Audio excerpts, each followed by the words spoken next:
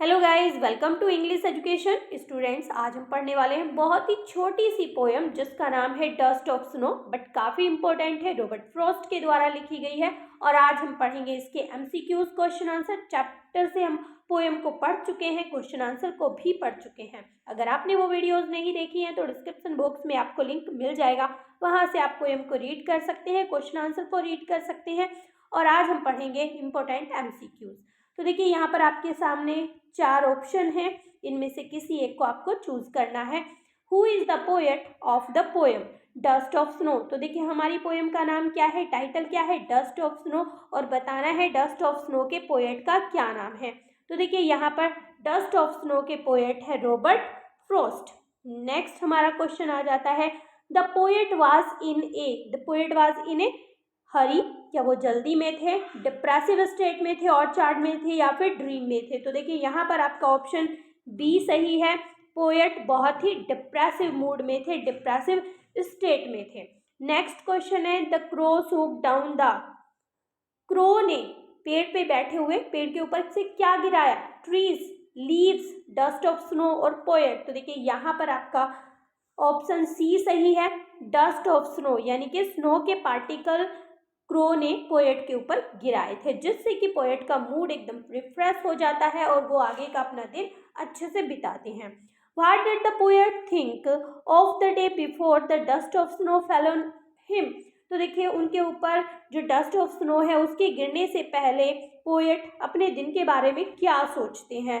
He was energetic, क्या वो energetic थे उससे पहले। ही वॉज रूड, वो रूड थे। ही वॉज लकी, या फिर हिज डे वाज रूइंड। तो देखिए यहाँ पर पहले वो ये सोच रहे थे कि आज का उनका दिन पूरा बर्बाद जाने वाला है, क्योंकि उनका मूड जो है उस दिन बहुत खराब था और वो बहुत ही सैड थे। लेकिन डस्ट ऑफ स्नो यानी कि डस्ट के स्नो के कुछ पार्टिकल के गिर जाने की वजह से वो उनका मूड एकदम से फ्रेश हो जाता है।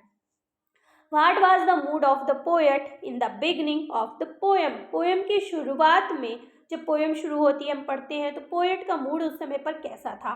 सैड मूड था, हैप्पी था, कंफ्यूज थे वो, या नन ऑफ अबव। तो देखिए यहाँ पर आपका ऑप्शन ए सही जाता है, उनका मूड काफ़ी सैड था।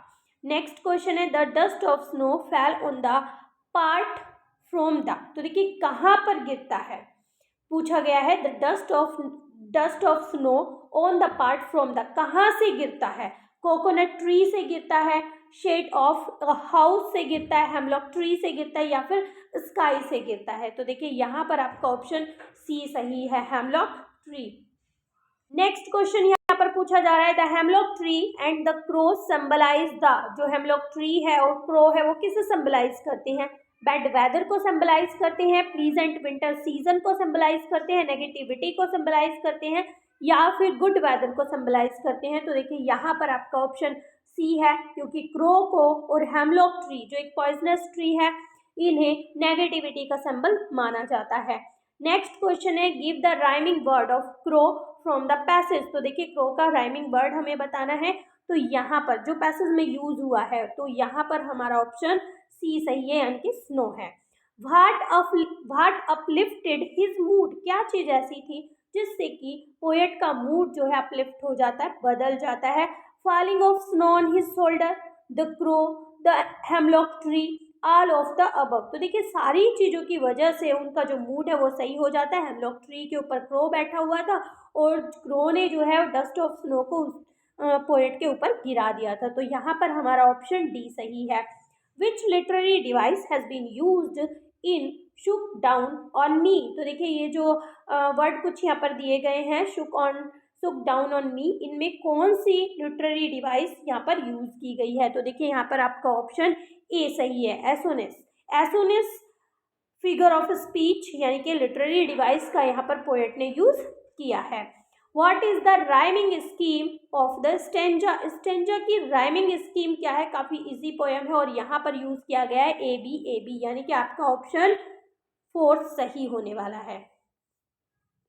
हेमलॉक ट्री इज अ, जैसा कि हमने पोएम में पढ़ा, हेमलॉक ट्री क्या है, एक पॉइजनस ट्री है, कॉलगेट है, नन ऑफ अ बर्ड है, या फिर स्नोफॉल है। तो देखिए यहाँ पर आपका ऑप्शन ए सही है, hemlock tree is a poisonous tree. देखिए फिर से यहाँ पर आपका क्वेश्चन रिपीट हो रहा है, who is the poet of the poem dust of snow. इसके पोएट कौन है? रॉबर्ट फ्रॉस्ट यहाँ पर पोएट है। इंपॉर्टेंट क्वेश्चन है, कई बार पूछा जाता है एग्जाम्स में। आई होप सभी क्वेश्चंस आपको अच्छे से समझ में आ गए होंगे। वीडियो अच्छी लगी है तो एक लाइक जरूर करें, और चैनल पर पहली बार आए हैं तो चैनल को सब्सक्राइब करें, साथ ही अपने फ्रेंड्स को भी शेयर करें। और यहाँ पर हम SST के भी ऑलमोस्ट सभी टॉपिक क्लियर कर रहे हैं। क्वेश्चन आंसर हम डिटेल में कर रहे हैं, बहुत सारे NCERT से हटकर बेस्ड ऑन NCERT हम यहाँ पर क्वेश्चन आंसर कर रहे हैं, चाहे वो इंग्लिश हो चाहे वो SST हो। और अगर आप भी यह सभी क्वेश्चन को अच्छे से सॉल्व करना चाहते हैं और आपकी कोई क्वेरी है तो आप कमेंट सेक्शन में दे सकते हैं, और चैनल को सब्सक्राइब करें, साथ ही बेल आइकन को प्रेस करें। तो मिलते हैं अपने नेक्स्ट टॉपिक में, तब तक के लिए bye bye and take care.